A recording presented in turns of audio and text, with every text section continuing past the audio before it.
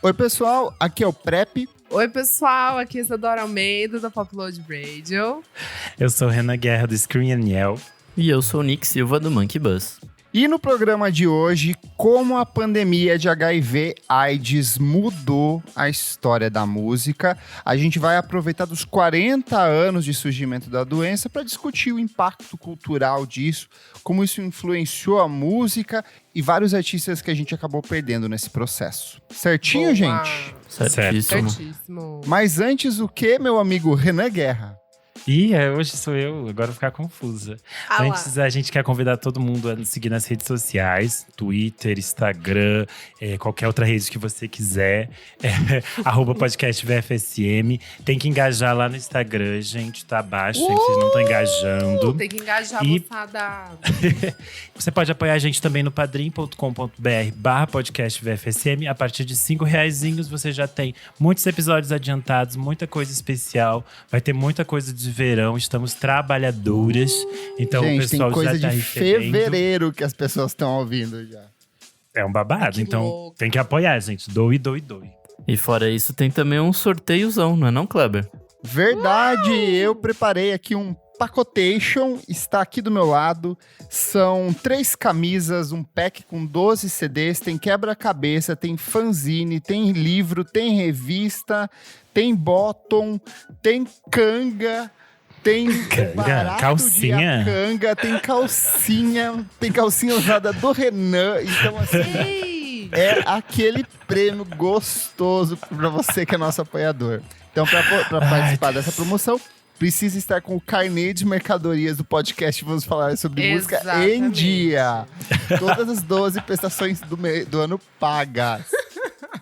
E aí, daqui umas 2 semaninhas, a gente faz esse sorteio gostoso e você recebe diretamente na sua casa. O Nick, ele chega dirigindo um caminhão, é o caminhão do Nicão, e ele entrega pra você em mãos esse pacote.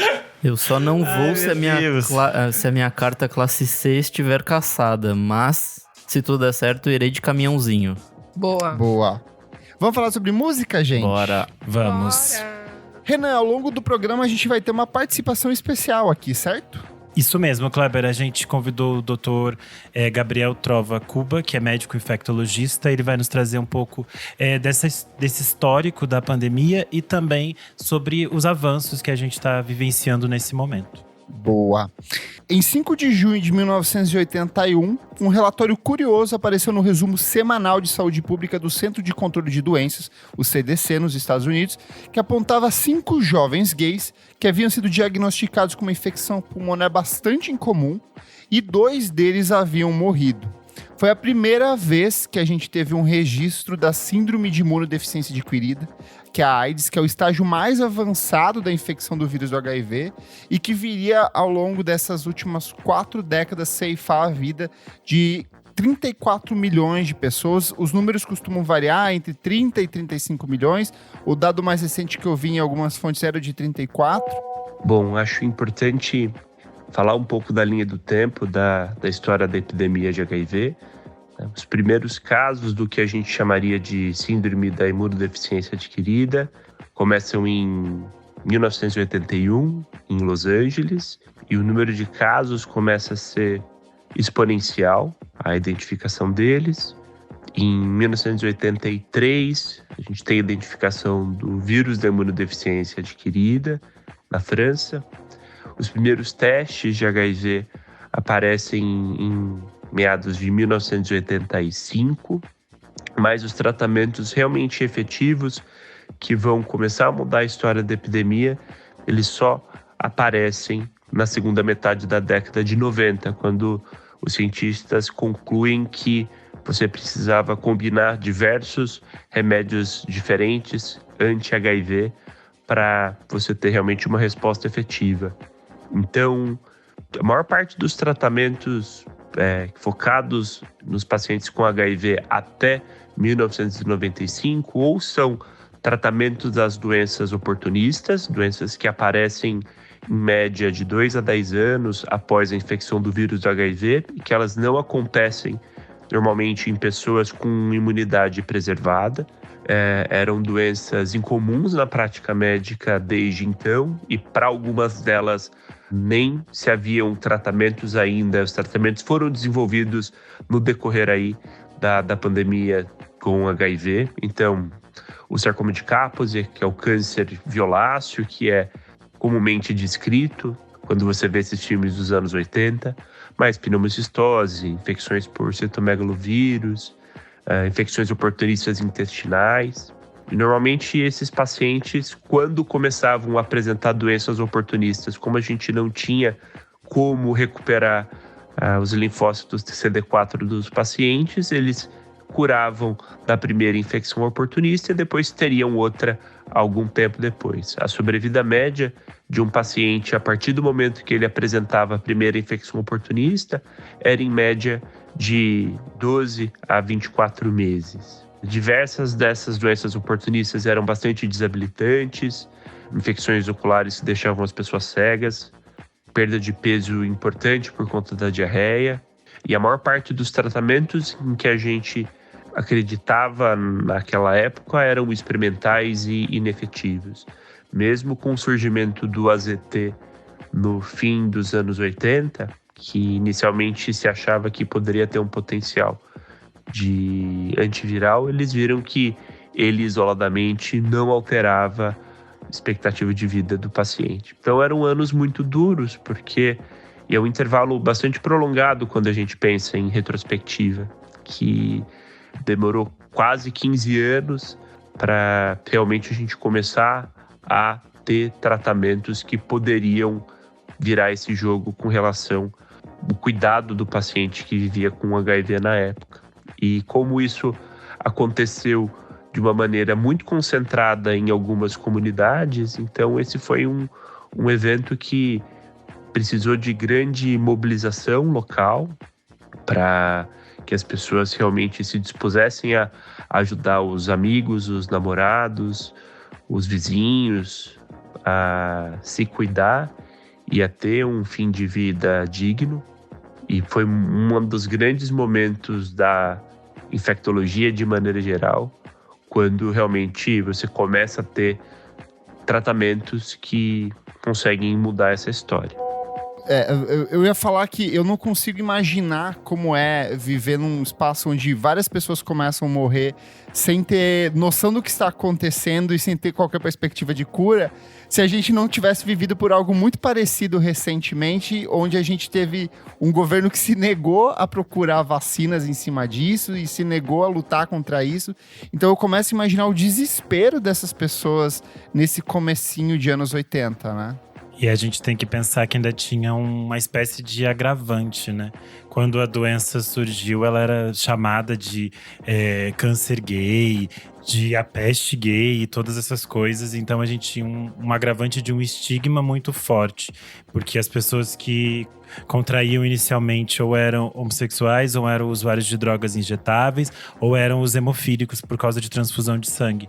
Então eram só essas pessoas. E essas pessoas eram meio que apontadas, né? Eu acho que isso também cria um clima de terror, assim, um pouco assustador, que isso é meio complexo de a gente imaginar, assim, sabe? Sim. Até pelo não saber que eles tinham nesse momento, né? No quanto as informações eram mais lentas. Ficou até chamada de a doença dos 5Hs, que era uma alusão aos homossexuais, hemofílicos, haitianos, então era um povo que migrava bastante para os Estados Unidos, os heroinomanos, que é usuários de heroína, e os hookers, que eram os profissionais de sexo, prostitutos, garotos de programa. Então a gente tem essa primeira leva muito centrada a partir de homens gays e homens gays brancos, inclusive, assim. Então, que foi até um motivo de racha em alguns momentos ali dentro da comunidade LGBTQIA+, de um levante de movimento lésbico, dizendo que as lésbicas não estavam sendo afetadas por isso, ou de outros homens gays, negros, que também falavam que não estavam sendo afetados por isso. Então, essa desinformação nesses anos iniciais foi muito grande. E quando chega no Brasil, a mesma coisa acontece. Estima-se que os primeiros casos sejam do ano de 1980 também. Nos Estados Unidos, embora seja 1981 a data apontada como o ponto de partida, existem casos anteriores, existem casos até dos anos 70 de gente apontando acontecimentos de pessoas com sintomas muito parecidos. É que eu acho que também tem o tempo da doença, tipo, progredir, né? Eu de fato, sou bem ignorante nesse assunto, eu não sei o quão rápido é, mas... Nos anos 80 ela era um pouco mais rápida, mas ela demora, às vezes o vírus pode chegar no corpo da pessoa, demora de 2 até 10 anos para a pessoa desenvolver algum tipo de sintoma. Então, realmente havia muitas pessoas que não faziam, não tinha como saber que tinha essa doença. E muita gente também, mesmo depois, acabava não fazendo algum tipo de exame, por todo o estigma, né? O medo. Você não ia chegar no hospital e dizer, quero fazer um teste de HIV/AIDS, sabe? Nos anos 80. Imagina isso no Brasil. Loucura, né? Era, tipo, surreal. E aqui no Brasil, a gente tem a criação do Programa Nacional de DST e AIDS. Ele foi criado em 1986, 5 anos depois do início da pandemia, né? Então, imagina a quantidade de pessoas que ficaram à mercê da sorte, porque ninguém sabia o que fazer. As pessoas estavam fazendo cuidados paliativos, sem qualquer chance de sobrevivência. Eles testavam coisas o tempo inteiro, mas até a chegada dos primeiros comprimidos e dos primeiros tratamentos de fato, assim, foram anos, e aí anos de organização dentro da comunidade científica para montar grupos de pesquisa em cima disso para entender o que estava acontecendo, dos próprios governos entenderem o que estava acontecendo, entender que era importante o desenvolvimento de pesquisas em cima disso, destinar verbas em cima disso. E aí tem toda a questão do estigma que o Renan já comentou também, né? Mas o Brasil sempre foi considerado um país modelo, né, Renan, em termos de tratamento e prevenção. Sim, o Brasil, a partir do sistema do SUS, a gente tem acesso a muitos tratamentos gratuitos. E o caso do HIV/AIDS é ainda um exemplo internacional, porque a gente tem políticas públicas muito eficazes. Eu sou uma pessoa que vive com HIV já há 3 anos e eu faço todo o meu tratamento gratuitamente pelo SUS.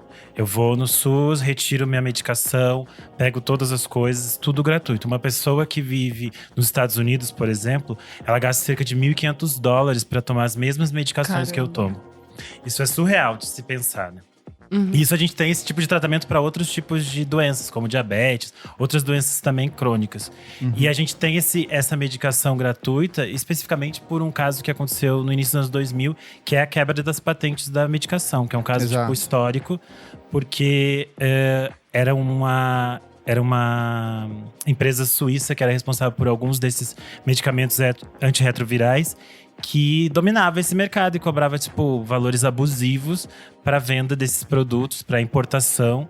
E o Brasil conseguiu, em tribunais internacionais, a quebra dessas patentes de 12 medicações. E aí o Brasil começou a produzir internamente esses remédios. E por isso que a gente ainda tem acesso a eles de forma gratuita, né? Se eu não me engano, a lei do genérico surge mais ou menos nessa época também, não é? Um pouco depois a gente consegue, a partir dessa quebra de patente, se abre algumas coisas e aí a gente consegue produzir outras coisas aqui também, né?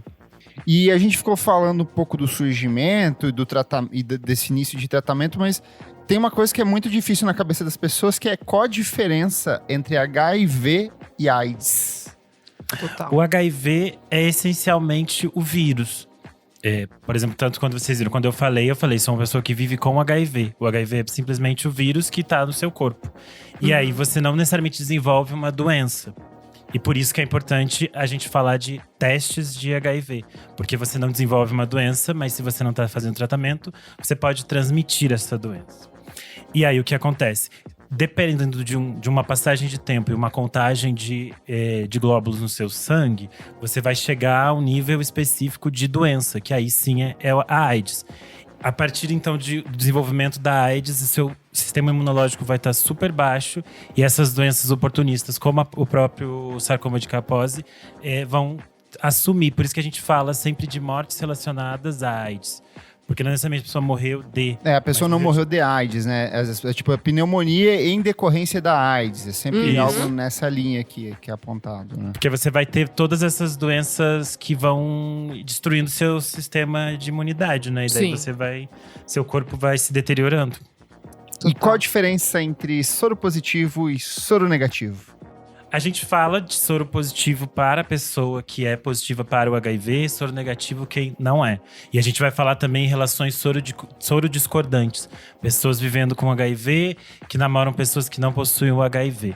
Com o avanço dos medicamentos, dos sistemas de prevenção, é super possível existir isso. Assim como as pessoas pensam em mães com HIV. Hoje em dia no Brasil já há anos as crianças nascem não sendo Sim. HIV positivas. Isso é super positivo. E isso também é mais um exemplo das políticas interessantes que o Brasil tem de trabalho e de prevenção. E de política, por exemplo, do pré-natal, que é muito importante. Então existem essas coisas todas. O soro positivo é uma palavra que ela tem uma carga um pouco forte. E aí discute-se agora se ainda se usa essa palavra ou não. Você ainda pode usar ela. Eu, hoje em dia, já prefiro usar vivendo com HIV. Eu só uso o soro positivo quando eu vou colocar em contraponto com o soro negativo. Mas, geralmente, eu prefiro usar, tipo, pessoa vivendo com HIV. Mas também, né, é uma escolha mais linguística. Tá. E aí, ao longo de toda a década de 1980, a gente passa a ter um processo de fato as pessoas entenderem o que estava acontecendo ali. Então começou-se a perceber diversos casos de pessoas que eram homens heterossexuais ou mulheres heterossexuais, ou outras categorias de pessoas não LGBT que também estavam com a doença, muitos deles às vezes vindo por conta de compartilhamento de seringa ou doação de sangue contaminado. Então, aos poucos, a mentalidade das pessoas dentro desse período foi mudando, e aí a gente começa a ter alguns acontecimentos bem emblemáticos, né? Então, acho que a princesa Diana foi um símbolo muito claro dessa época, de cumprimentar pessoas com HIV sem o uso de luvas, que antigamente as pessoas não compartilhavam nada, não compartilhavam roupa, nem talher, não abraçavam, né? não compartilhavam assim, talher, tipo, não compartilhavam copo, nem nada disso. E aí começou-se a ter todo um processo de mobilização.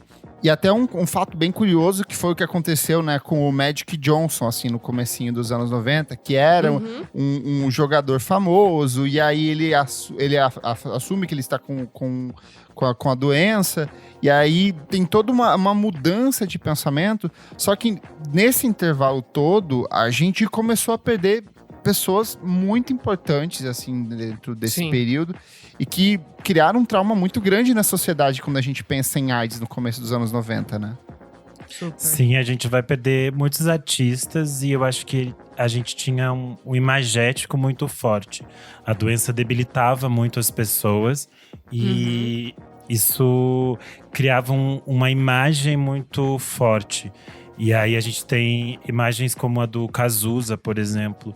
As últimas fotos dele, ele tá muito debilitado. Tanto que algumas pessoas meio que se escondem, né? Que é o caso do Fred Mercury. Ele acaba ficando meio recluso um tempo, sem que a gente saiba muito dele, até que se tenha confirmação da morte, assim. A gente não tem imagens dele doente. O caso do Cazuza, pra mim, ele é bem significativo. Assim, a imagem dele na Veja, primeiro, que é um exemplo de não jornalismo, porque é um conteúdo totalmente errado, expositivo e abusivo de um jeito muito problemático. Tanto que foi em decorrência dessa publicação da revista que a qualidade de vida dele foi caindo bastante posteriormente. Agravou muito o estado, principalmente psicológico, porque o Cazuza era um cara... Ele era, um sex symbol do Brasil, assim, do rock dos anos 80, de uma imagem de um cara bonito, jovem e tudo mais. E quando ele aparece na capa da Veja, ele se sente mal também. Eu lembro que eu li o livro que a mãe dele escreveu sobre a biografia dele, pelo ponto de vista da mãe, e ela fala o quanto essa capa da Veja foi extremamente devastadora, a escolha das fotos, a escolha das palavras, como tudo isso foi utilizado de uma forma totalmente errada, né? E aí até a questão do Fred Mercury, ele só vai compartilhar com as pessoas que ele era portador da doença, um dia antes da morte dele, né? Que ele pede pro empresário dele anunciar. Então, assim, é um estigma muito grande, é um trauma muito grande, uma dor muito grande. A gente perdeu muitas pessoas famosas nesse final de anos 80 e começo dos anos 90. E aí tem a questão do Renato Russo também, que é o mesmo processo. Ele simplesmente desaparece da mídia. O último álbum de estúdio deles, eles não usam imagem de divulgação nenhuma. O álbum é totalmente... A Tempestade, ele é totalmente melancólico, com letras que são centradas nas vivências dele. No uso do... eu lembro que ele dava muitas entrevistas falando sobre tomar o AZT, que era o coquetel da época, que era um dos primeiros tratamentos que... E era muito forte, porque, assim, você sentia enjoos, você se sentia fraco. Então, era uma coisa muito devastadora para essas pessoas que estavam, de alguma forma, tentando sobreviver dentro desse processo. Que, querendo ou não, ali na época, essa doença era meio que uma sentença de morte, né? Até hoje a gente não tem a cura, mas hoje em dia é totalmente possível você viver com uma qualidade com ela e com qualidade de vida, vida. Então... Sim. Olha o Renan tá aí, ó. Lindo. Viçoso, rebolando nas gente, festas, desses artistas que eu acho muito chocante, assim, e só pra gente falar um pouco desse estigma, né? O quanto pesava isso. Eu vi aquele documentário, o meu amigo Fela, do Fela Kuti, e o Fela Kuti morreu em decorrência, né, de AIDS. Eu não lembro qual foi a doença realmente, assim, que daí ele acabou falecendo, né? Que se agravou, mas o irmão dele, na época, confirmou que ele tinha AIDS e a esposa dele negava. Porque o outro Fela Kuti negava que tinha, entendeu? Ele não se tratou, ele falava que ele não tinha, que não existia, E muito por causa disso, né? Por ele também ser esse homem completamente problemático e tóxico, enfim, depois quem quiser dar uma olhada. Mas é disso, de um homem que tinha várias mulheres, ele com certeza se sentia diminuído, né, de dizer que ele tinha, então não assumia. Então, o quão problemático é isso. E ele faleceu em 97, né, é um bom tempo depois, assim. Esse estigma é muito forte no quesito de que as pessoas colocavam essa doença apenas como uma doença de homens gays. E aí muitas outras pessoas não chegavam a esse tratamento. Muitas mulheres, por exemplo, tinham e ainda têm dificuldade de chegar até o tratamento, porque às vezes elas são contaminadas em relações com os seus maridos, em relações desprotegidas, que elas não esperam e elas não sabem como chegar até esse tratamento por causa desses estigmas todos. E é curioso nessa pesquisa, por exemplo, que eu tava fazendo para esse episódio, eu lembrei de duas histórias muito pontuais desse tipo de coisa que o estigma causava, assim. O Michael Stipe falou que diferentes vezes, em diferentes entrevistas, as pessoas questionavam se o Michael Stipe estava com HIV/AIDS, porque ele sempre estava muito magro e eles ficavam sempre achando que ele estava morrendo. E aí ele falou que antes ainda disso, ele já passou cerca de 10 anos com muito medo de estar doente e que durante muitos anos ele não conseguia fazer o teste porque ele tinha vergonha de ir ao hospital fazer o teste. E que ele disse que ele deu uma entrevista em 2017 que ele fala que praticamente todas as letras do Automatic for the People de 1992 foram escritas com base nesse medo que ele tinha e no que ele estava vendo dos amigos dele, de todas as pessoas que estavam em volta dele, sabe? E a gente tá falando de um cara mega esclarecido, de um cara que tinha dinheiro, que tinha acesso a tudo e que, era um dos gigantes da música da época e tava super limitado por conta dessa pressão, né? Sim, por esse medo que as pessoas colocavam nas outras, né? Era um pouco assustador. Um outro caso que eu lembrei é que aqui no Brasil, nos anos 90, ali por 96, 97, o Milton Nascimento também estava muito magro. E as pessoas começaram a espalhar essa notícia de que ele tava... Ele teve uma doença na época, né? Ele faz tratamento para diabetes e parece que ele também tava com uma anorexia. E aí é tipo surreal que se você jogar no Google, tem uma matéria da Folha de 1997 que eles simplesmente entrevistam o médico do Milton Nascimento pro médico dizer que ele não tem. Nossa, HIV. É tipo assim, tão desrespeitoso, sabe? É tão invasivo e ele sofreu muito com isso por essas coisas invasivas. O Milton é uma pessoa muito reservada e você pensa o tipo de coisa que ele enfrentou, o tipo de coisa que as pessoas que se colocaram publicamente falando disso enfrentaram, sabe? E aí eu acho interessante os nomes que a gente vai falar daqui pra frente no programa, que a gente vai trazer, são de pessoas que tiveram meio que essa coragem de assumir essa frente, independente de qualquer coisa, sabe?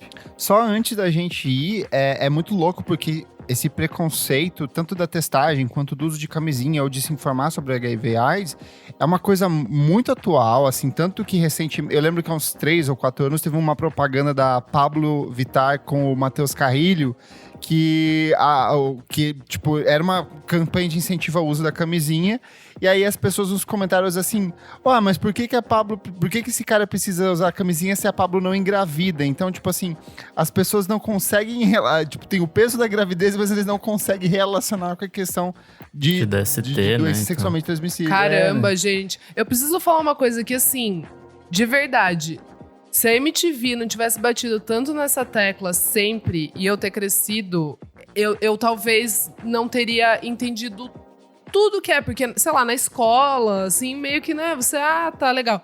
Mas o quanto a MTV foi, né, uma voz bem ativa, um parceiro, uma voz muito ativa todo ano. E fora o dezembro, que era mais focado, né, na conscientização, assim. Ao longo do ano mesmo, tinha ali durante a programação alguma coisa que falava sobre AIDS, ou até mesmo os especiais sobre os artistas, sempre tava lá, sabe? Assim, e de um jeito muito educativo, assim, sabe? Então, pra acho mim, nada foi tão significativo quanto Samara Filippo em Malhação. Nossa, Nossa, sim! lembra? Do touro, era touro, né? Era touro, do boi? touro, Como é que era? Touro. E aí eu lembro, pra mim a cena marcante era ela na partida de futebol, ela cai, ela bate o joelho e começa a sangrar.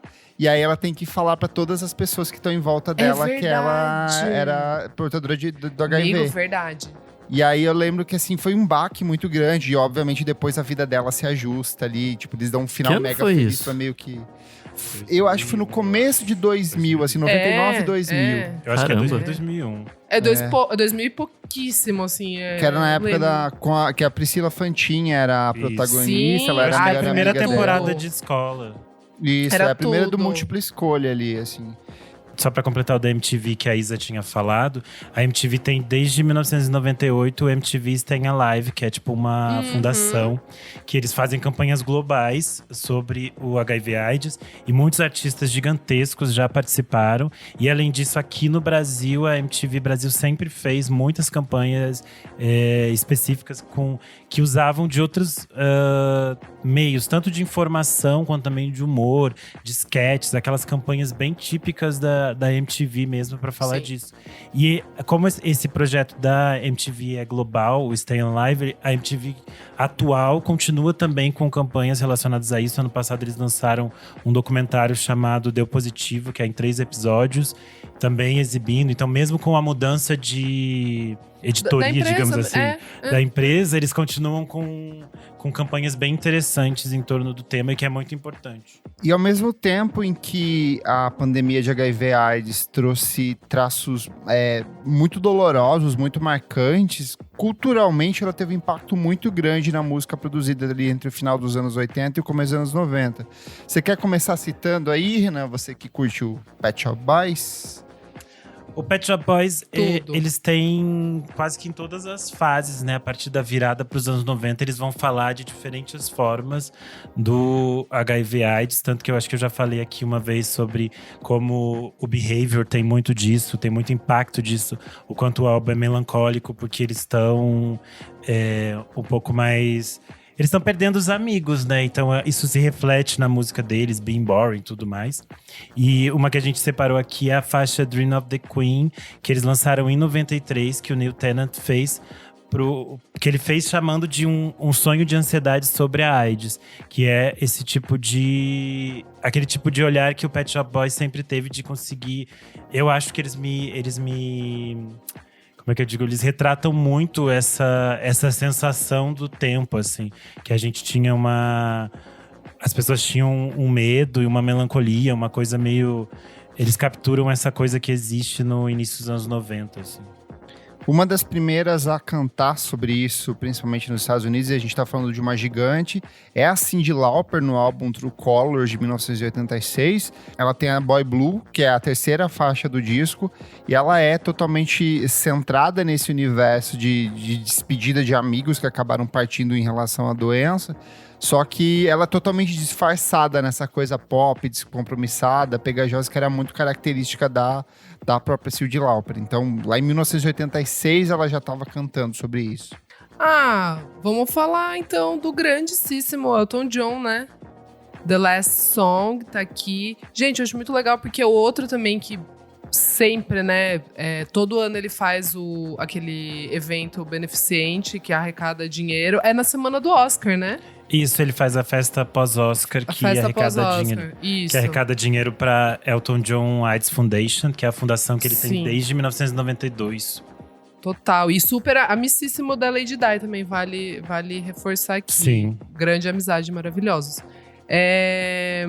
Então, The Last Song é de 92 e acabou também virando um dos símbolos contra AIDS. E ela foi composta um tempo depois do Fred Mercury falecer. O compositor da letra, o Bernie Taupin, tinha recebido essa notícia do falecimento do Fred Mercury. Ele ficou, muito tocado por isso. E aí ele escreveu uma letra meio que, rapidamente, mandou pro Elton John, ele criou a música.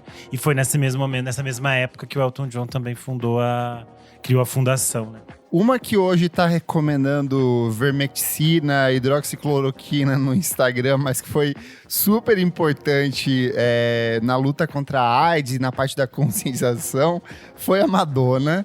Porque o primeiro passo dela, assim, acho que o primeiro movimento mais importante dela foi em 1989, no Like a Prayer, quando ela decide colocar no encarte do disco uma orientação sobre sexo seguro, advertência sobre os perigos da AIDS e tudo.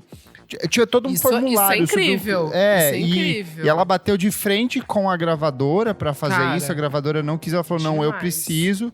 Porque ela tinha perdido uma porrada de amigos, pessoas muito próximas, pessoas muito queridas. Imagina peitar uma gravadora nessa época e lança, né? Imprimir, num encarte, cara. E o encarte era variável, né? Alguém postou um dia, mas eu não achei essa imagem. Mas tem o do Brasil, tem o número do Rio de Janeiro, tem o número de São Paulo. Que massa. E os encartes vinham, o encarte vinha em português. Então, cada país que tinha um mercado grande, ela colocou o encarte voltado para essa comunidade. Mas é importante falar que desde da metade dos anos 80, ela já vinha trabalhando em outras coisas. Ela já tinha feito alguns shows beneficentes para ANFAR, que é a entidade americana de pesquisa sobre a AIDS. E ela também já falou em algumas entrevistas que ela era uma daquelas pessoas que contrabandeava remédios do México para os Estados Unidos. Porque no final dos anos 80, alguns remédios ainda não tinham aprovação da Agência de Saúde Americana. E eles contrabandeavam. Acho que isso é uma história que é contada naquele filme com o Jared Leto. O Dallas Buyers Club. Isso. É verdade. Ela Nossa, era que uma das celebrities que contrabandeava remédios. E o próprio lançamento do Erótica depois, que é um disco todo pautado por questões de sexo e libertação sexual e tudo mais. Eu lembro que nas apresentações ao vivo, ela utilizava disso para falar sobre HIV/AIDS também. Falar sobre tratamento, sobre sexo seguro, sobre proteção. Ela às vezes parava o show para dedicar um momento inteiramente só para esse tipo de conscientização. Queen. E aí a gente tá falando de uma mulher no auge da carreira, com apresentações lotadas no mundo inteiro, assim. Então o impacto disso foi absurdo demais. Você quer falar do documentário também, Renan? Isso. Ela, no início dos anos 90, ela lançou no final dos anos 80, início dos anos 90, ela lançou Na Cama com Madonna, que ela apresentava alguns dos seus dançarinos. E alguns desses dançarinos, posteriormente, vieram a falecer em decorrência da AIDS. E a gente tem um segundo documentário, que é Strike a Pose, que conta a vida de alguns deles. E alguns deles vivem com HIV. Eles falam sobre o impacto da doença, eles falam sobre o apoio da Madonna e todas essas coisas. porque a gente brinca dessas coisas que ela faz hoje em dia, mas ela é talvez uma das maiores vozes que a gente teve em toda a história, para diferentes frentes. E ela continua levando isso muito a sério, tanto que, apesar das maluquices que ela posta às vezes, logo quando teve aquela polêmica com o da Baby, ela foi a primeira, tipo, a postar um textão falando, tipo, de desrespeito, de evolução das pesquisas, do que tá sendo feito agora, sabe? Ela continua sendo um nome sempre muito fundamental quando a gente fala de pesquisas de HIV, respeito à comunidade LGBTQ+, ela é, tipo, não adianta, né? Rainha. Em 1997, uma cantora que eu e Isadora gostamos muito, que é a Janet Jackson, ela lança o Velvet Rope, e entre as canções do disco tem Together Again, que é até hoje a música mais tocada da Janet Jackson, e ela é uma canção totalmente inspirada nas pessoas que partiram por conta da doença, e não só isso, o The Velvet Rope inteiro, ele é um disco todo centrado em conversas que ela teve com pessoas que eram portadores do HIV, ou pessoas que perderam pessoas, amigos, familiares e outras pessoas próximas que também acabaram sofrendo por conta da doença. Então, assim, é um disco que teve um impacto enorme, e vale reforçar que a Janet Jackson, ela vem de um núcleo negro muito conservador. Então, a família dela totalmente religiosa, com os problemas todos que acabaram afetando, tipo, o próprio Michael Jackson, e ela bateu de frente com isso, ela mais uma vez bateu de frente com a gravadora e lançou um disco que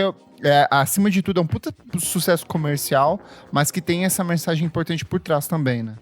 E nessa época os números dela eram surreais, né? Ela era a mulher que mais vendia discos nos Estados Unidos. Ela era tipo a grande estrela pop deles. E desde os anos 90 ela é uma das embaixadoras da ANFAR, que, como eu falei antes, é a Fundação Americana para a Pesquisa da AIDS. Ela já viajou vários países com eles em eventos. Ela é tipo super ativista, e até hoje ela continua trabalhando com eles em realização de shows, de formações e todas essas coisas. Tem também o George Michael, né, com Jesus to a Child, que é do primeiro single do álbum Older. E ele foi escrito inspirado num ex-namorado dele, que era um brasileiro, inclusive, o Anselmo Felapa. Anselmo Felapa, isso. Enfim, ele arrisca até uma bossa nova, né, enquanto tem uma letra, tipo, tristíssima, retratando a morte de alguém amado e tal. Deve ser bem complicado também, assim, quem tava em volta e viu muita gente se perdendo, tipo Madonna, que a gente tava falando, Pet Shop Boys e tal. E o George Michael também era uma dessas pessoas que sofreu muito com todos esses estigmas, né? Até para ele conseguir sair do armário, todas essas coisas. Então, a gente vê quanto ele se colocava nas músicas, assim. E o quanto deve ter sido doloroso para ele enfrentar essas coisas também de forma quase solitária. Porque isso é uma coisa que muitas dessas pessoas que viveram nos anos 80 e 90 falam. De como, por exemplo, às vezes as famílias não ajudavam essas pessoas que estavam doentes, sabe? Ou quanto elas tinham que enfrentar sozinhas. E eu acho que por isso, tanto que a gente falou aqui, a maioria das pessoas que escreveu música, que criou fundação, que fez coisa, é porque perdeu amigos. E era tipo uma rede, uma comunidade mesmo, sabe? De amigos cuidando uns dos outros. Se tem uma coisa que americano gosta, é Bruce Springsteen e Tom Hanks. E quando mistura essas duas coisas, tem um filme incrível de 1993, que é o Philadelphia, que é protagonizado pelo Tom Hanks. E o Bruce Springsteen compôs uma faixa especialmente para esse filme, que conta a história de um advogado que descobre que tem HIV e ele perde o emprego por conta disso, então todo um embate judicial. E ele compôs Streets of Philadelphia, que rendeu a ele uma série de prêmios como Grammy e Oscar, e é uma das grandes composições da história do The Boss. Mas acho que essa prática era comum, não era, na época, de demitir funcionário ou gente que... Era, se eu não me engano, essa história do filme que meio que modifica a lei americana e tudo mais. E também existem outras leis. Por exemplo, no Brasil, a gente tem o direito a... meio que direito à privacidade, digamos assim. Então, uma empresa não precisa saber, e se ela souber, isso também não pode ser considerado e na sua entrega de trabalho. Isso não tem nenhuma relação com o seu trabalho, né? E no Brasil Sim. também entra naquele guarda-chuva da questão de que protege diferenças raciais, culturais, religiosas. Então, é proibido discriminação de qualquer tipo. Então, fica protegido dentro desse guarda-chuva também. Vou falar aqui do maravilhoso Renato Russo, Legião Urbana, com A Tempestade ou O Livro dos Dias. Já falei bastante desse disco aqui algumas vezes. Ele é um disco muito, muito denso. Eu lembro que tem toda uma mítica, assim, assim como o R.E.M. com Automatic for the People tinha essa atmosfera da depressão muito grande. Esse disco representa muito isso aqui no Brasil. E tem a própria Via Láctea, que é uma das faixas mais tristes já compostas pelo Renato Russo. E que reflete muito dessa coisa de passar. Várias das músicas, na verdade, ele relata sobre tomar o comprimido, ficar com febre o dia inteiro, não conseguir se mexer, ficar à mercê do tratamento do pai dele. O pai dele acompanha ele durante todos esses momentos finais, cuidando, porque a pessoa fica totalmente frágil, não tem força, não consegue fazer nada. Então esse disco final da Legião Urbana, ele é totalmente centrado em cima dessas dores do Renato Russo. E anos depois tem aquele disco em carreira solo dele, O Presente, que tocou também trilha sonora de novela e tal. Algumas das faixas são entrevistas com ele da época e você vai vendo ele definhando, assim, tipo, no comecinho dos anos 90, no meio e no final, próximo da doença, a voz dele já vai se acabando. Então é um processo muito doloroso você acompanhar essa jornada dele. É importante não perder de vista que a primeira geração dos medicamentos antirretrovirais eram bastante tóxicos, com muitos comprimidos e muitos efeitos colaterais. Não era incomum que nesse primeiro momento os pacientes tomassem 15, 20, 25 comprimidos e era um tratamento que só atingia o objetivo de indetectabilidade, né, de negativar a carga viral do sangue do paciente em 1/3 das vezes. Os remédios vão melhorando no decorrer dos anos 2000, até que no fim da década de 2000, a gente tem opções terapêuticas seguras, eficientes e bem menos tóxicas do que essa primeira geração. Nesse momento, por conta da toxicidade dos remédios, a gente acreditava que só valia a pena tratar o HIV a partir do momento em que a imunidade caía a partir de algum determinado ponto. As coisas começam a mudar daí nos anos 10, onde a gente descobre que existem diversos benefícios para a saúde dos pacientes ao introduzir os antirretrovirais de maneira precoce, tanto que hoje a gente trabalha com o conceito de tratamento universal. Então, toda pessoa que vive com HIV deveria e poderia estar tomando antirretroviral, independente do seu nível de imunidade. Isso é um benefício por conta de ter drogas menos tóxicas.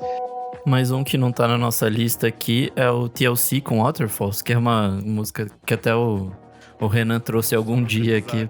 E fala também, né, de um desses personagens, desses personagens retratado como com AIDS e tal. Então... E é uma faixa também que foi de um sucesso muito grande, né? E elas também conversavam com um público um pouco diferente.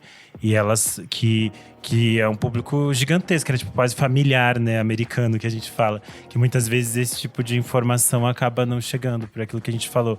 A gente ainda depende muito dessas campanhas e a gente precisa desses nomes que apareçam, assim, publicamente falando sobre o tema, sabe? Acho que um dos principais símbolos dessa agitação cultural relacionada ao universo do HIV/AIDS é a Red Hot Organizations.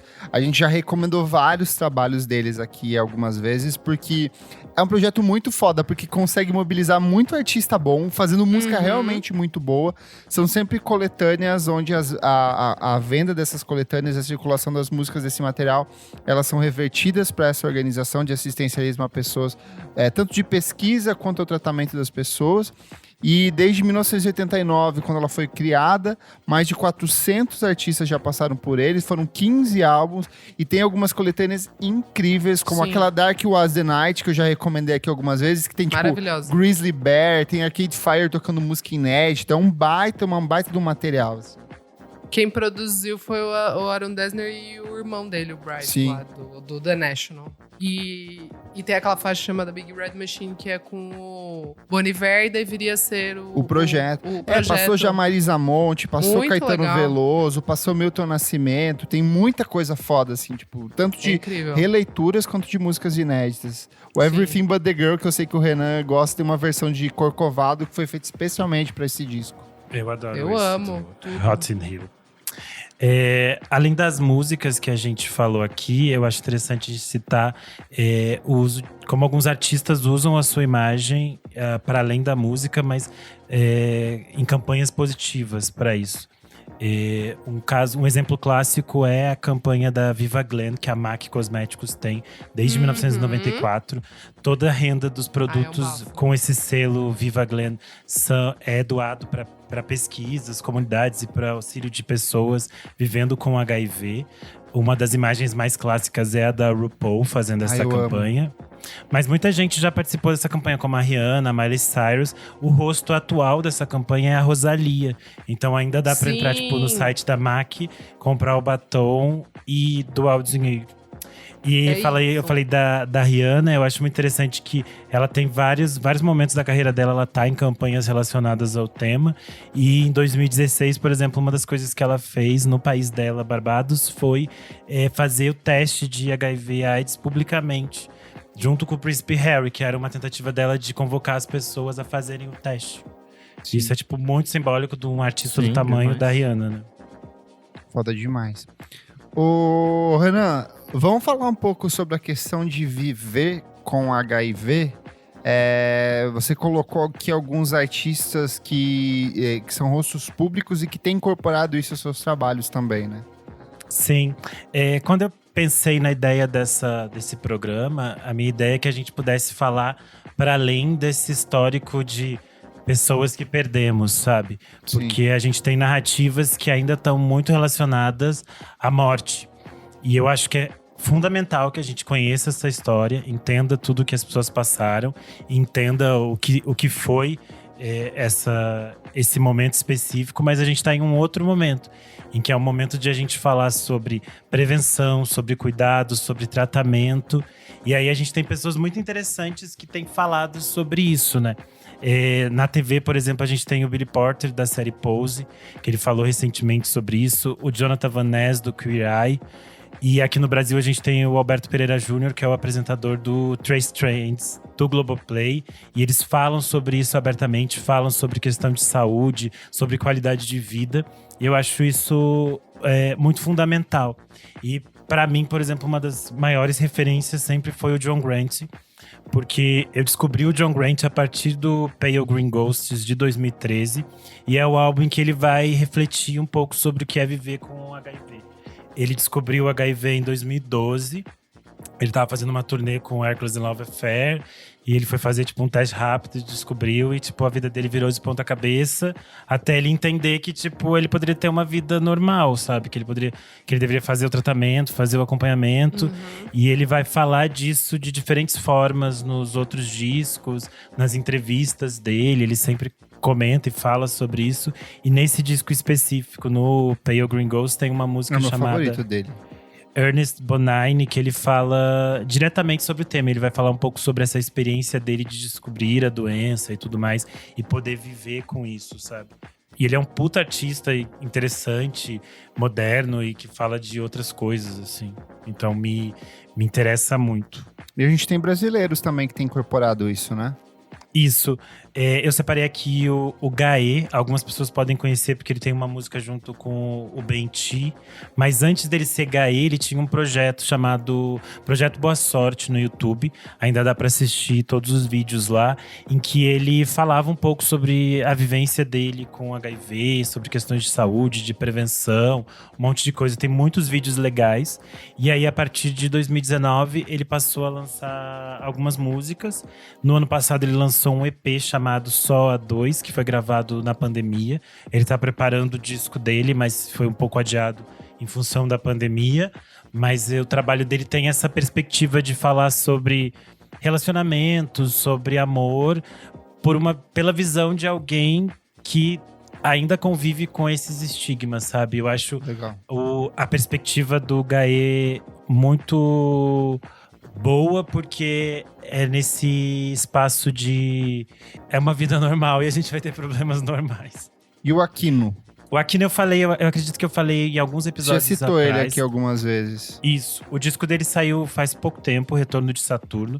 Ele é um artista paraense e eu acho muito interessante que ele vai utilizar de música bem pop. Ele vai trazer um pouco desse brega do Pará, do reggae do Maranhão, que é onde ele gravou o disco, para falar sobre a vida dele. Mais uma vez, assim como eu falei do Gaê, tem essa perspectiva de falar de relacionamentos, falar de relações interpessoais, todas essas coisas. Porque quando Ó, a você Maria pensa… Lua, nossa apoiadora, aqui falou: eu amo. O disco dele é muito bom, gente. Tem uns visuais maravilhosos. Vale a pena dar uma pesquisada.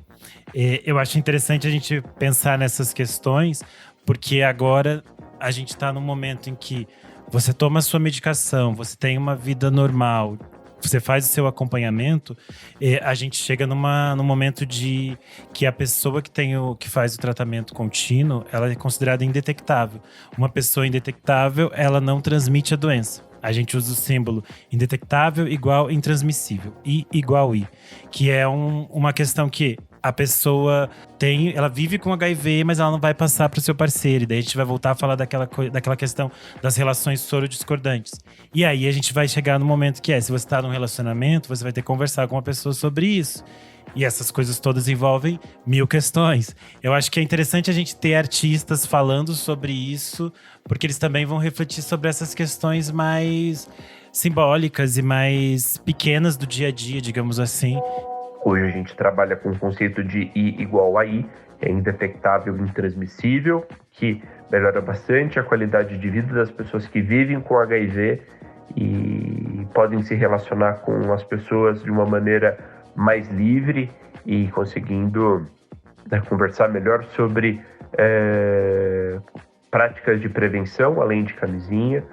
Hoje a gente tem a PrEP, que é uma maneira de você tomar antirretroviral, não da mesma maneira, mas uma combinação semelhante a pessoas que vivem com HIV, e essa é uma medida altamente efetiva para a prevenção de HIV. E a gente está num momento em que a gente consegue conversar abertamente sobre essas questões. A gente deveria conversar abertamente sobre essas questões. Então, em 2021, a maneira que a gente enxerga a prevenção é algo que você pode ter diversas maneiras e diversas modalidades de gerenciar a sua vulnerabilidade com relação a HIV. Agora a gente tem que falar de, por exemplo, que ainda temos pessoas morrendo de AIDS. E isso é surreal de se pensar quando a gente tem o tratamento, quando a gente tem medicação, sabe? Só uma curiosidade, um dos grupos que mais cresceu no Brasil nas últimas 2 décadas foram de idosos. Pessoas 60 a mais, 70 a mais, que não se previnem e que teve um surto muito grande nos últimos anos. Inclusive, minha avó, pouco antes de falecer, a gente teve que fazer todo um processo de conscientização com ela, assim, porque ela tava achando que a vida era festa, assim, vou transar com os velhos e vocês que lutem. E assim, tem muito, muito idoso que também não se protege, não faz testagem, e é super comum, assim, surreal. Sim, as pessoas… A gente falou, né, desses estigmas e eles continuam existindo, assim. É muito comum que pessoas heterossexuais relacionem o uso da camisinha apenas à gravidez e não a todo o espectro de ISTs que a gente tem e que são muitas e que podem estar relacionadas. E também as novas formas de prevenção, né? A gente tem hoje em dia opções de prevenção diferentes para os diferentes estilos de vida. Então, não tem porquê, tipo, a pessoa dizer, eu não gosto disso, eu não gosto daquilo, sabe? E aí, tipo, não se prevenir de algum modo. A gente tem, como eu falei, a gente tem a camisinha e hoje em dia a gente já tem a PrEP e a PEP. A PrEP… Qual que é a diferença desses dois? A PrEP é a profilaxia pré-exposição, que é basicamente a pessoa vai tomar um remédio continuamente como acompanhamento. Essa pessoa que toma essa medicação, ela vai passar inicialmente por uma triagem, porque também você não pode ficar tomando remédios assim, gente. Você passa por uma triagem, tudo isso a partir do sistema do SUS no Brasil. E você começa a tomar uma medicação contínua, que pode ser… Tem algumas pessoas que tomam diariamente, tem algumas pessoas que tomam até uma vez por semana. E já estão fazendo estudos para PrEP injetável. Então você tomaria apenas uma injeção a cada 6 meses. E a partir disso você faz… Disso. Eu não sabia. Aqui em São Paulo eles estão fazendo esse teste já. Algumas Nossa, pessoas já estão legal. participando da pesquisa. Eu sabia só do comprimidinho diário ali, mas não sabia disso não. Que legal. Quantos avanços, que bom. E aí você… Ciência, e com isso amores. você também faz… Ciência. Você também faz o acompanhamento, a pessoa volta no hospital, né, de mês em mês e faz todo um acompanhamento. Também não é uma coisa solta. E você acaba fazendo a testagem para as outras doenças, que também que é importante fazer esse tipo de testagem para outras doenças como sífilis, gonorreia, todas essas coisas que podem estar relacionadas.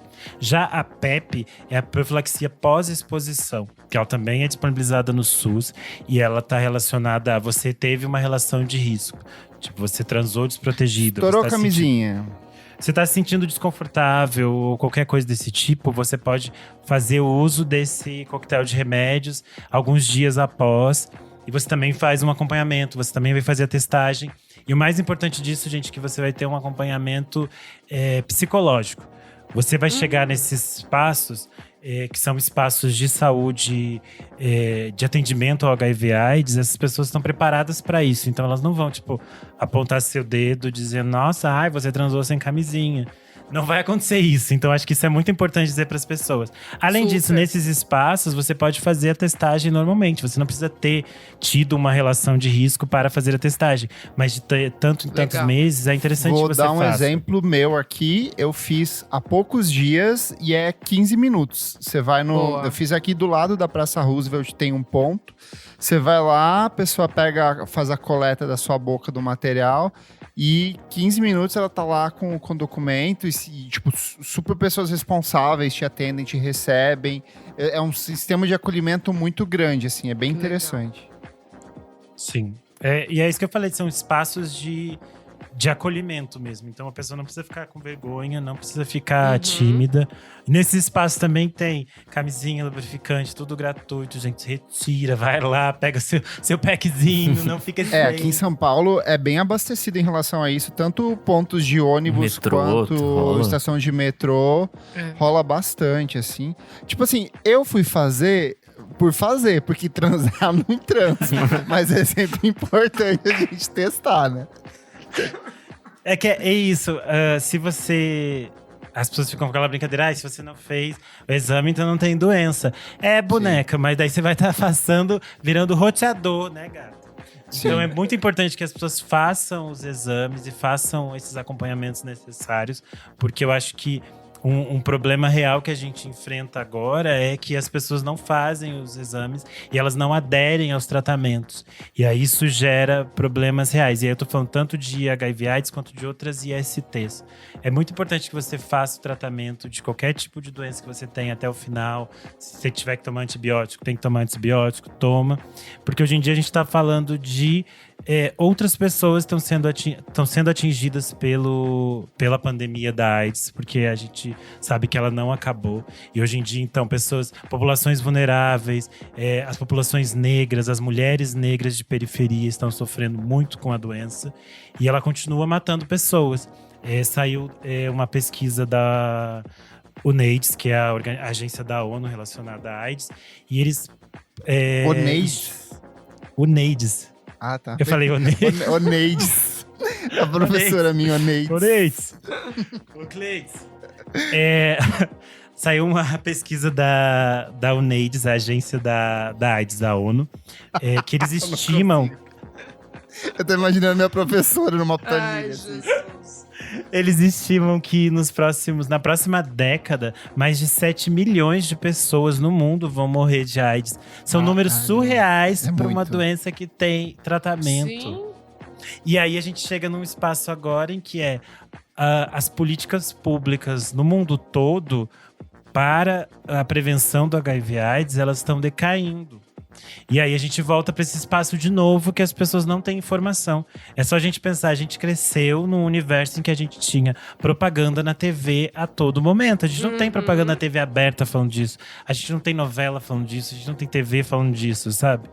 Então as pessoas não estão mais sabendo, elas não estão mais ligando. E elas pensam, toma um remédio, tá bem? Então pra que eu vou me É que isso prevenir pra acontece isso? com qualquer doença. Tipo, esse surto de antivax é porque a gente vai erradicando a doença, daí você não tem mais aquelas pessoas que tinham esses traços disso.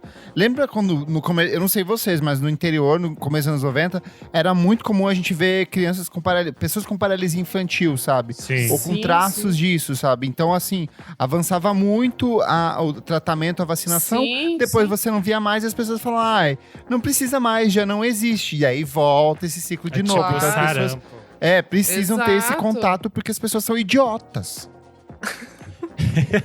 Mas Votada. é isso que eu acho que eu fiquei, tipo, fazendo essa pesquisa para esse episódio. É muito interessante você ver quem são esses artistas que abraçam essas causas e se envolvem com isso. Porque, essencialmente, a maioria dos artistas que a gente falou aqui são pessoas LGBT e mulheres. E depois as pessoas ficam, por que gay gosta de cantora pop? Porque são elas, gatinha, que nos abraçam, que nos ajudam quando precisa. Quem é que tá lá brigando pela gente? É a Madonna, é a Cyndi Lauper, é a Rihanna, é a Lady Gaga. É por isso. E não adianta, a gente vê na pesquisa, historicamente foram elas que sempre estiveram à frente, falaram disso publicamente, falaram disso na TV, sabe? Então, Boa. é delas que a gente vai defender sim, vamos brigar por elas sim. Importante entender que essa conversa de HIV anos 80 é algo que nós precisamos lembrar enquanto comunidade, enquanto exercício de uma parte importante da nossa história, mas que isso não é o reflexo de como é a epidemia de HIV em 2021, né? Em que as medicações são altamente seguras, as pessoas que vivem com HIV têm uma expectativa de vida igual a quem não vive com HIV, e quem toma a medicação de maneira adequada não transmite HIV para os seus parceiros e parceiras sexuais, e você tem diversas maneiras de conversar a respeito disso. Então, no momento atual, acho que o nosso grande desafio é realmente conseguir capilarizar esse conhecimento e fazer que essa conversa consiga chegar no maior número de pessoas possíveis para todo mundo conseguir viver bem com o status sorológico que tem, né? Independente de qual que ele é, porque no fim das contas, acho que o grande desafio que a gente tem hoje é reduzir o estigma com relação a essas conversas. Boa, gente. Fechamos aqui. Mas você pode continuar conversando com a gente lá no nosso Instagram, @podcastvfsm, na edição deste programa. Vai lá compartilhar com a gente que outras canções foram impactadas pela pandemia de HIV/AIDS. Conta pra gente qual é a sua relação com isso, como que funciona pra você. Vai lá conversar com a gente. Certinho? Certíssimo. Certinho. Vamos pro próximo bloco do programa. Não paro de ouvir. Vamos lá.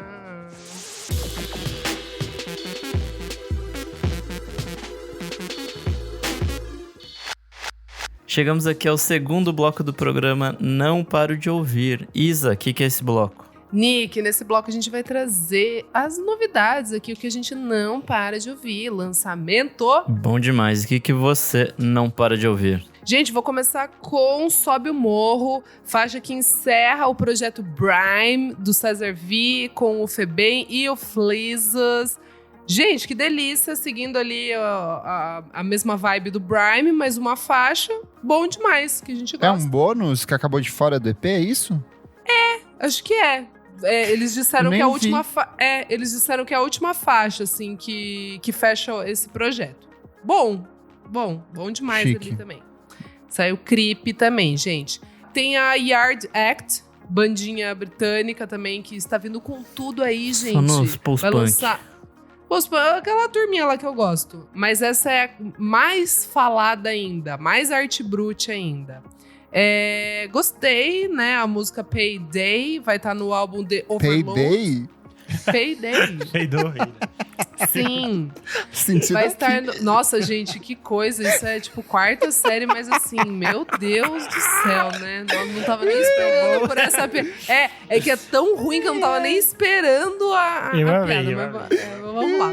Ah, então se te fez feliz, me faz feliz também. A faixa vai estar no The Overload, vai sair agora em janeiro já o álbum. E, né, estamos no aguardo aí.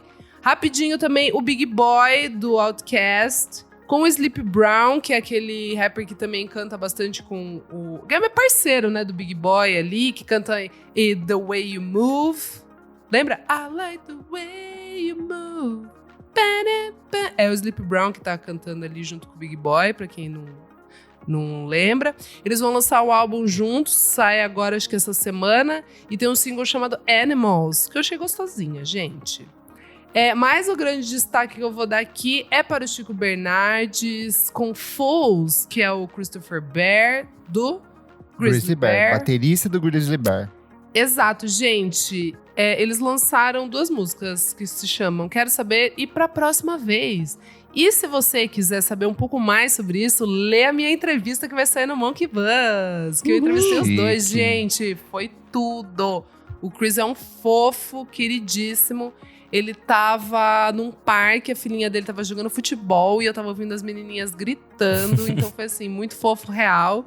E super bonita, assim, a colaboração entre os dois, né? Porque Nossa, Quero Saber, eu achei um espetáculo de canção. Espetáculo. Assim. Parece muito Milton Nascimento dos anos 70 ali. Assim, amigo, nossa, eu ia falar, delícia. tipo, eu achei mais não sei, meu Loborges, assim, a vibe. Enfim, muito incrível. E pra próxima vez eu achei linda, assim, delicada. Podia estar numa trilha sonora de amor, assim. Tipo, eu achei linda mesmo. Que romântica. Muito romântica. E achei legal a troca entre eles, porque foi de DM, aquela coisa da pandemia, e super rolou, assim. Gente, quando a pessoa é boa, né? Não precisa nem estar ali junto. Eu amo essas parcerias que o Tim Bernardes tá fazendo com o Fleet Foxes e o irmão dele com o Grizzly Bear agora, então. Chiquérrimos. Então é isso, gente. Bom demais. Renan, sua vez. Eu não parei de ouvir esse final de semana o novo disco da Bad Sista, o Gate to Elegance. Mudou! Eu achei tudo Fomos de bom. chiques, a gente foi no lançamento. Ai, Muito verdade. chique, uma bad e uma cista, olha, foi babado. E olha, fui reconhecido lá. Vieram pessoas me cumprimentar, falaram que me ouvem o podcast. Ai, e aí eu fiquei fã. tímido, porque eu sou assim. Você não foi tímida não, Clever, não mente, não mente. Fiquei sim. Tava bem, Quem tava lá mas- também foi o Dudu Marotti. Ele mandou um abração pra todos vocês e falou que é pra gente Lindo! visitar o estúdio dele, que ele Bora. tá só marcar. Bom, Bora, Dudu, vamos beijo, gravar um programa bora de lá, no estúdio dele. Bora! Arrasou.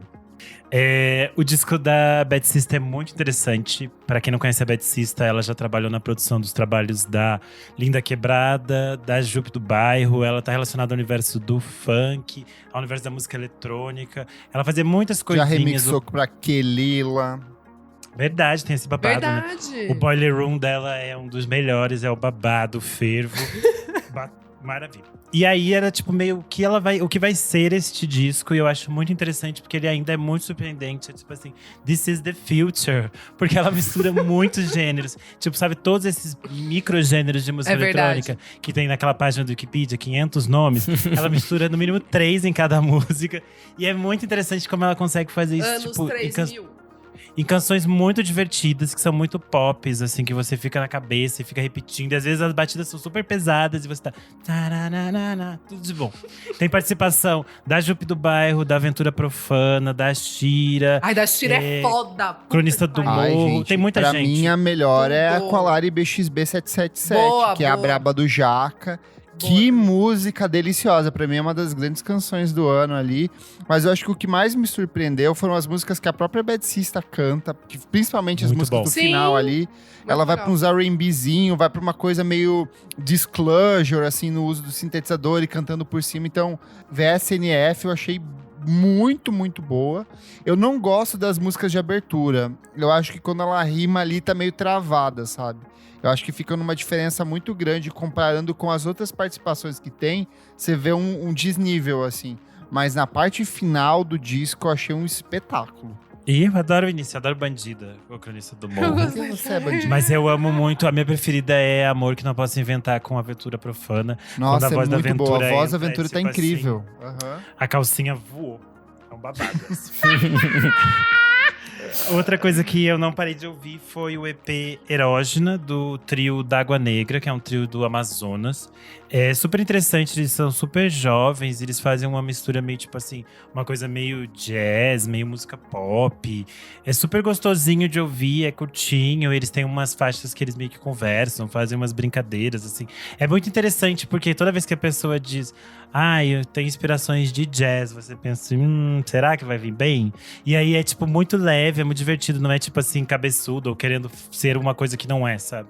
Então, bem gostoso, se chama Erógena d'Água Negra. Chickster. Bom É isso. demais. Vou inverter aqui, vou ir antes do Kleber. Até porque eu só tenho 2 diquinhas. A primeira é uma dica requentada do Renan também. A Remy Wolf com o disco Juno. Eu Puta, que falei. Muito bom. Ele ficou bravo. Não foi? Não Eu foi? acho que falei? foi o Acho que Renan. falei. Nós A dois gente falou falamos, junto, eu a gente acho. falou. A gente falou. O que É que eu importa, falei no meu gente, é programa, talvez ele compartilhar. assista o meu programa. Talvez. O que importa é isso. 27 meses depois, eu ouço as coisas que vocês dão de dica. Então, assim, gostei muito. Super foda. Tipo, a mina manda Divertido, muito né? bem. É divertidaço. Acho que esse é o rolê. É tipo, né, o adjetivo. Eu quero É. ver o show dela no Lollapalooza só Eu por isso, também. ela deve ser muito divertida. Deve ser muito legal. Bom, e a minha segunda dica é na verdade, uma trap, né? Uma armadilha. O golpe tá aí, cai quem quer. Que é o Block Party com Traps. Que é uma música... Cara, Puta eu que pariu, é muito boa. E parece Bem muito boa. o primeiro disco, Silent Alarm, Sim. mas... Mas, ó, Delícia. Block Party é armadilha. Porque, Exato. como o Nick falou, eles lançam dois bons singles.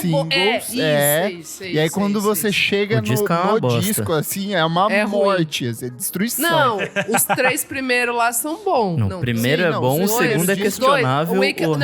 Eu gosto do Não. terceiro, eu defendo o terceiro tem coisa. Eu defendo também. Eu defendo também. É isso aí. É isso aí. Não, mas Vai o ficando primeiro e o ruim. segundo é excelência. assim, são dois Perfeito, discos, é. Mas enfim, é uma música bem na levada do primeiro disco, assim. Na levada da breca. Eu espero que seja um bom disco, mas já desconfio que não vai ser, hein? Enfim, Kleber, sua vez. Vou começar aqui com Cataíra, lançou mais um discão, Caio Lemos é um multi-instrumentista brasiliense. Só esse ano ele já lançou o Vauruvan, que é um baita disco, e o Bri, que é um dos meus favoritos esse ano. E agora ele lançou esse disco que é o Impariquipé, que é mais um disco de black metal, mas ele é muito mais focado em folk e com uma produção mais voltada aos de percussão tribal, assim. Então, principalmente questões ritualísticas indígenas, é um trabalho bem interessante. Ainda estou digerindo ele. Eu pensei que o meu amigo Renan Guerra fosse recomendar o L'Homme Statue. Eu não sei como pronuncia isso. É francês. L'Homme Statue. L'Homme Statue, que é o Louis Coutane, que é o ex-integrante do Teto Preto. Ele tá lançando o primeiro álbum dele em carreira solo como essa identidade. Não sei por que desse nome, eu colocaria o nome, eu acho o nome dele muito bonito, Louis Coutane, eu acho lindo demais. Eu mas acho ele que lançou... ele já tinha lançado faixas com esse nome, né? Sim, E aí sim. depois que ele virou estrela do TikTok. Estrela do TikTok, Aí as né? pessoas conhecem ele hoje em dia como Louis É Coutane. verdade, né? Eu acho que, Estourou sei o lá, TikTok. eu também fiquei pensando nisso hoje. Que talvez se eles usassem o nome dele normal era mais fácil. É. Porque L'Homme E é mais Statue fácil de muito difícil pronunciar falar. também. Total. E esse disco que é o Ser, ele tem produção do Pedro Zopelar, que também já tinha colaborado com a Teto Preto. E é um trabalho muito interessante, assim, porque ele é afro-francês, então ele tem aquele sotaque muito gostoso e ele canta em francês, canta em inglês, canta em português. E aí faz uma mistureba ali, tem músicas que tem cruzamentos de línguas. Acho que a produção do Zopelar, que já lançou 2 discos bem interessantes esse ano também, que eu já recomendei aqui. Eu acho que tá super interessante esse encontro entre os dois. Ele oscila muito entre essa questão pop e mais experimental. Então, vale a pena tirar alguns minutinhos para ouvir esse trabalho incrível. Mas o grande lançamento da semana, e para mim eu digo que é o grande lançamento de hip hop do ano, é o Dom L com roteiro para O Inus maior. Volume Muito 2. Demais. bom. Que espetáculo Muito de disco. bom. Eu gosto muito do Dom L, assim, desde da primeira mixtape dele em carreira solo, que ele lança em 2013. Aí ele lançou o roteiro pra Enus Volume 3, que é uma trilogia, só que reversa. Então foi do 3, agora a gente tá no 2. Só que Foram esse anos disco esperando 2. mas eu prefiro muito mais que ele lance de 4 em 4 ou 5 anos, Pra ser mas que bom, lance né? coisas muito boas que é o que ele vem fazendo, Dom L. do que um disco por ano, assim. Mas esse aqui eu acho que foi o primeiro que me pegou de cara, porque os discos do Dom El costumam a crescer pra mim, e eu vou entender eles depois, tipo, no final do ano, assim, esse sabe? é direto. Esse é Esse é diretaço, é na Putz, lata. cara. Ele é Bom muito mesmo. bem produzido pelo Nave, tá cheio de participação especial. Tem todo mundo que a gente citou esse ano aqui, ó, tá dentro desse disco. Tem Giovanni Cidreira, tem Fabrício, tem Djonga, tem Tasha Tracy, tem o Matheus Fazendo Rock, Só que é os um brabo. músico de Fortaleza que é excelente. Inclusive tem matéria no Monkey Buzz sobre ele, dá uma lida aí. E, cara, que disco interessante, porque ele é um trabalho totalmente imaginativo. Ele parte de experiências autobiográficas, mas ele imagina um cenário totalmente decolonial, onde as classes menos favorecidas tomam conta da cidade, assim. Então é policial atrás das grades, é político atrás das grades, e o povo tomando as ruas. Tem uma mensagem socialista muito forte dentro do discurso do disco e da construção das rimas. Só que musicalmente, assim, ele é um trabalho muito interessante. Ele transita por entre ritmos, ele tem uma pegada um pouco mais pop, um pouco voltada à música gospel. Lembra a faixa de abertura, por exemplo, lembra muito o Ultra Light Beam do Kanye West, do Chance the Rapper, assim. E é uma coisa que o Nave já tinha testado com o Emicida no Amarelo, mas que eu sinto que ele consegue finalizar de um jeito muito mais interessante nesse álbum. Então, Dom L, roteiro pra Enus Volume 2, discão de rap do ano, assim. Que bom que chega no final pra gente ter essa certeza, assim, de poder falar isso. Boa, bom demais. Bora pro próximo bloco, então? Você precisa ouvir isso? Bora!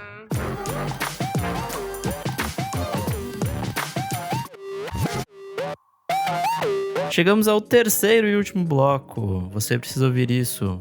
Kleber, o que é esse bloco? Nesse bloco a gente dá dicas de tudo: os livros, filmes, séries, discos antigos que não foram lançados recentemente, receita culinária, viagem, produtinhos, tudo aquilo que a gente quer recomendar para vocês.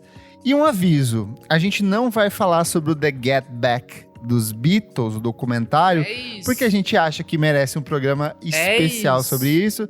Então já fica o aviso para a próxima semana, o tema tá indicado aqui para vocês. Vem aí, hein? Então continua aí, Kleber. Qual que é a sua dica? Vou começar recomendando uma dupla sueca que eu gosto bastante, que é o JJ. Eles são meio apagadinhos, meio esquecidos, eles lançam coisas de 5 em 5 anos, por aí.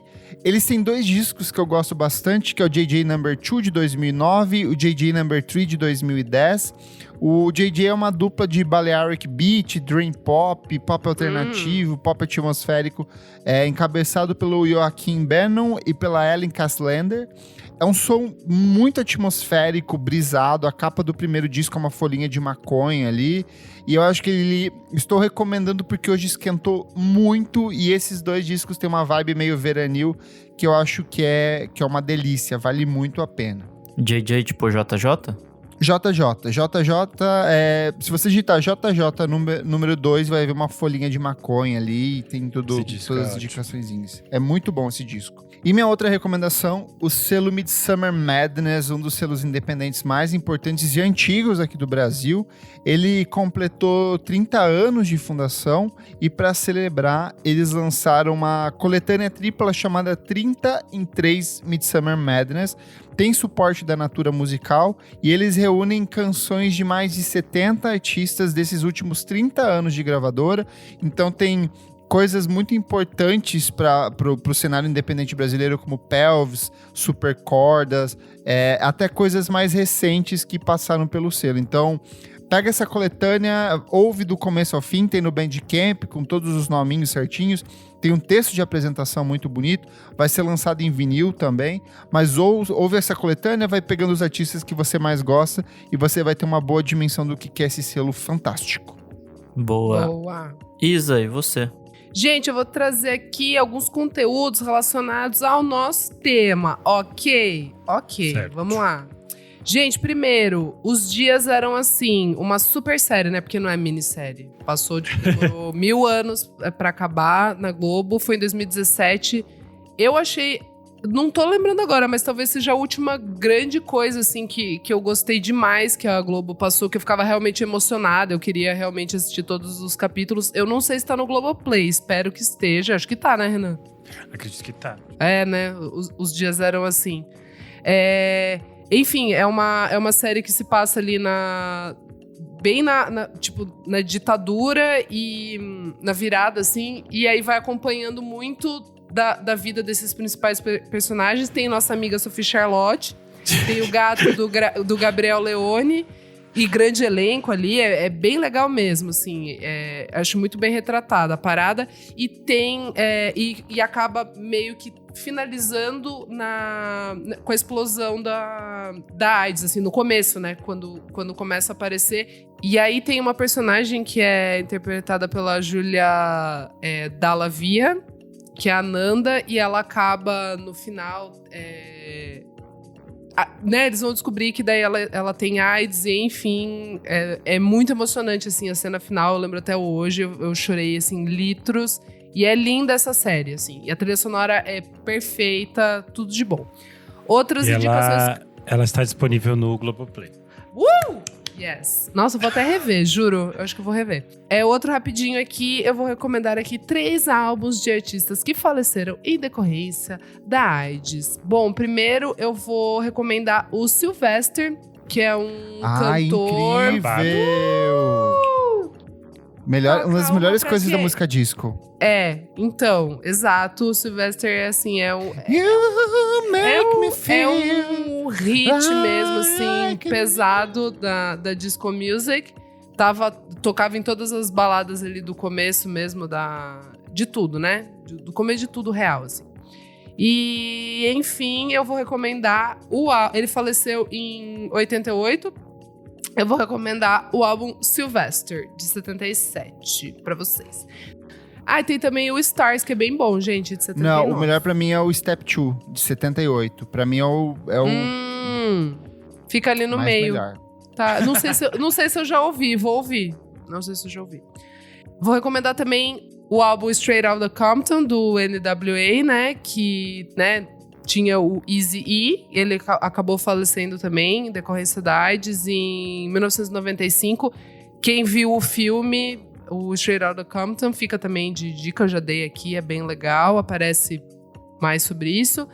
E vou recomendar o Meu Anjo do Kleber, nosso querido, maravilhoso, Deus na Terra, Arthur Russell, com Word of perfeito. Echo.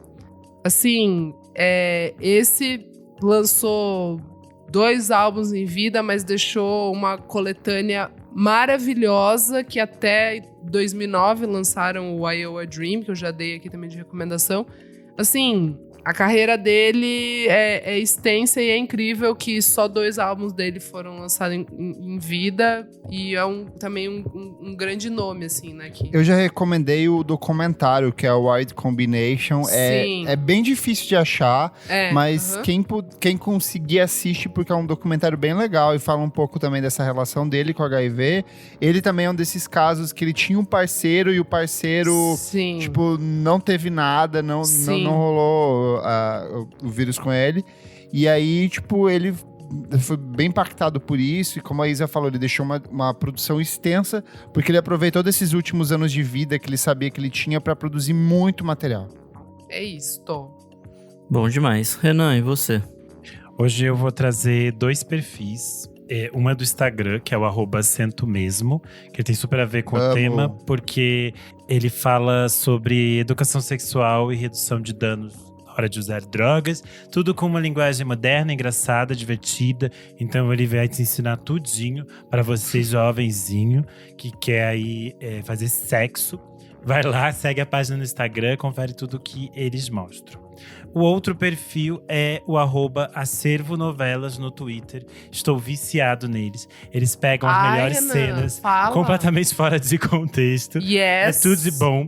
E eu amo que eles Tá. têm, tipo, o apoio do Globoplay. Então eles conseguem achar as melhores cenas que a gente não consegue. Que o Globoplay não vai derrubar eles. Isso é tudo de bom. E aí eles nos deram essa semana um meme que todas as gays estão viciadas. Que é a Sophie Charlotte comendo um pãozinho. Que eles recortaram essa cena. O meme chegou tão Cara. grande que chegou até nela. Mas qual que é essa daí? Você vai abre o Acervo Novela, você vai ver que as pessoas estão compartilhando ela comendo um pãozinho. Ela e a... e ela dá ela tipo assim, ela vai conversar com a mulher dando risada e a mulher vai dar um tapa na cara dela, só que Meu tipo ela dá o tapa de Deus. verdade. E ela dá E ela- risada, tipo, ela fica fica você me assustada. bateu, sabe? É. Eles recortam várias cenas de novelas de todas as fases. Então eles pegam outtakes perfeitos, cena de vilã icônica, eles fazem listagem, melhores mortes de novela, melhor vilã apanhando, melhor briga. É tudo de bom e é tudo pra você já salvar, assim, salva o videozinho pra depois você reagir, pra comentando com seus amigos. 10 de 10, é maravilhoso. Tem novela que eu nem vi aqui, mas só os recortes que você não tem nenhum Já é contexto bom. é completamente perfeito. E é isso, é pra vocês darem uma risaducha. Ai, já achei aqui, maravilhoso. E você, meu amigo Nick Silverstone? Bom, hoje eu fiquei vendo videozinhos de um canal que eu gosto bastante no YouTube que chama Polyphonic.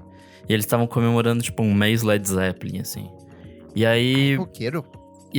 o começo, tipo, o primeiro vídeo deles é, tipo, Led Zeppelin and the Art of Theft. Tipo, a arte de roubar. E aí fala um pouco sobre como eles roubaram a galera do blues pra caralho e não sei o quê. E aí, beleza. Aí o segundo vídeo é Led Zeppelin and the Cultural Appropriation.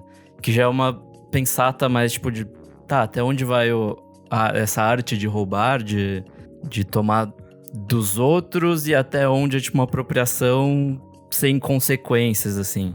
E aí, o último é uma problematização geral sobre a banda, que é o Led Zeppelin and the Rockstar Myth, que fala muito sobre, tipo, como eles, na época, foram alçados ao papel de deuses e não sei o quê.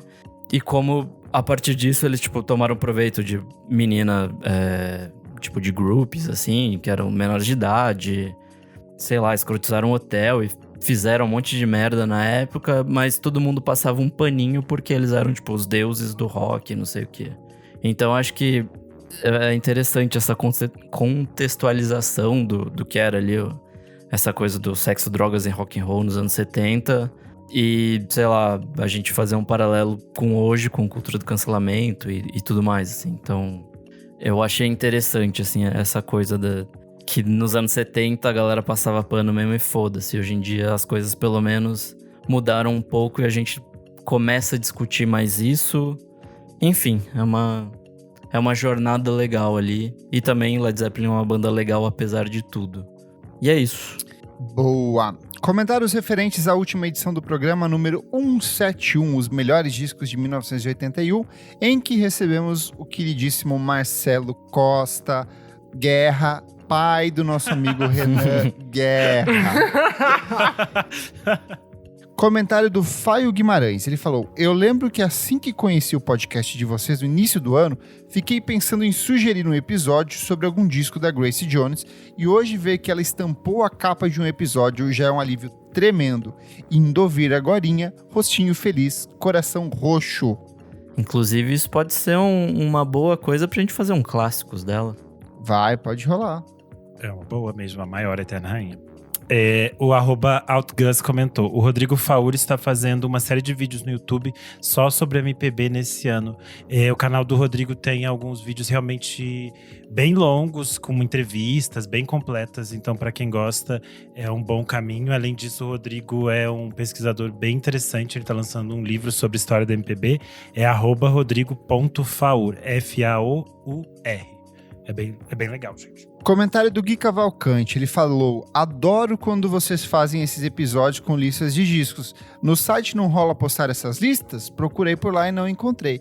Então, essas listas ficam só para quem é apoiador do podcast. Então. Eu jogo a pautinha lá, aí eu não listo todos os citados, eu coloco além daquilo, eu coloco todos os que estão na pauta, fica a pauta aberta para eles. Então, É só apoiar a gente e ter acesso a isso. Esse benefício. @BruaraCac comentou: bem-vindo à amizade do Jorge Ben. É um disco bem legal mesmo. As coisas do Jorge Ben são meio caóticas nos anos 80, mas eu gosto desse disco. E ele tem é aqui nesse disco que ele grava aquela E todo dia era dia de índio, que depois a Baby, Xuxa. ex-Baby pensei que Consuelo, era Xuxa. saudosa, gravou. Falecida. A falecida gravou. Comentário da Stan Grish. Ela falou: vocês esqueceram de comentar que a guitarrinha do Edge of 17 foi usada em Bootylicious, do Destiny Child. Meu Deus. Sim, Verdade. a gente esqueceu. Abertura.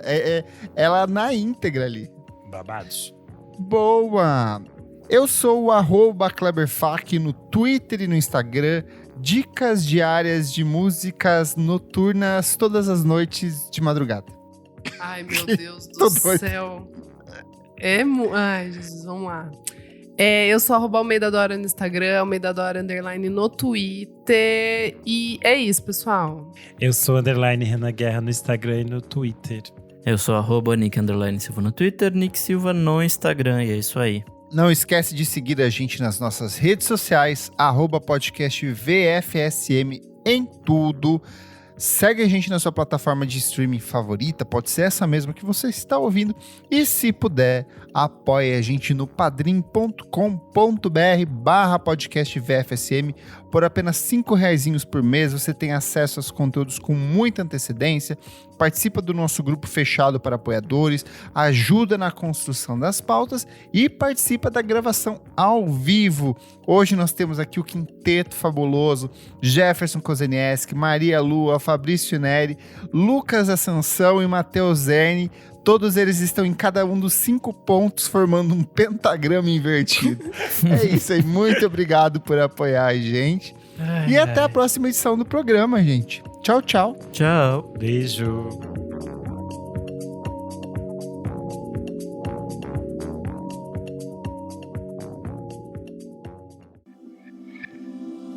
Esse podcast foi editado por Nick Silva.